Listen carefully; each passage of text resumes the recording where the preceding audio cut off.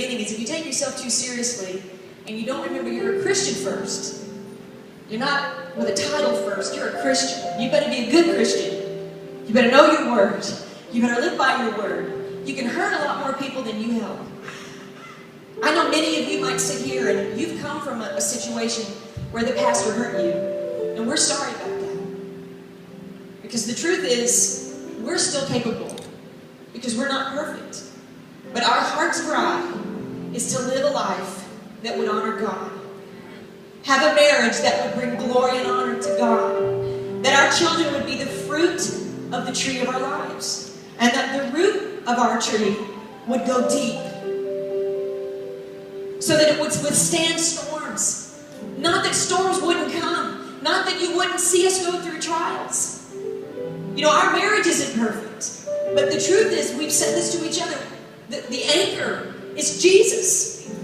We love God more than we love ourselves. That's the priority. As you today sit and listen to what you've heard, I'm sure you're overwhelmed. I know I'm overwhelmed. I do not need a Sunday afternoon nap now. Because I'm just overwhelmed with the goodness of God and His favor and His blessing, because it sounds so hard and so difficult to walk this life, but guys, it's really simple. Love the Lord your God with all your heart, with all your soul, with all your mind. Love Him.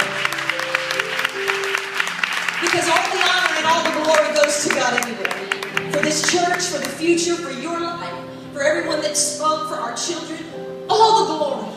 And let us never, as leaders, get in the way of what God wants to do. If you take anything away from this morning, I hope you take this home.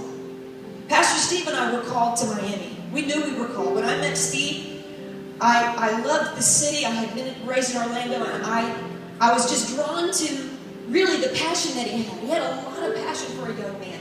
Passion for ministry. I did too. I didn't know how God was going to work it out. I didn't realize that He would cause me to fall in love with someone that would then set me on the road to my purpose and destiny. I'm so grateful for that, and that we'd have children and we'd start this church, and God would use difficult seasons, a difficult storm, not Andrew, but a difficult storm of family. What they saw today.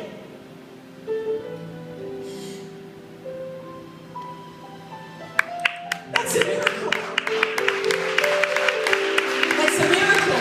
Some of you know, some of you don't. But let me just tell you, for my father-in-law to say that Grace Church is the South Campus, you don't understand the miracle that 15 years ago I didn't have the faith to believe. But we stand here this morning as a testimony to the goodness of our God, the faithfulness of our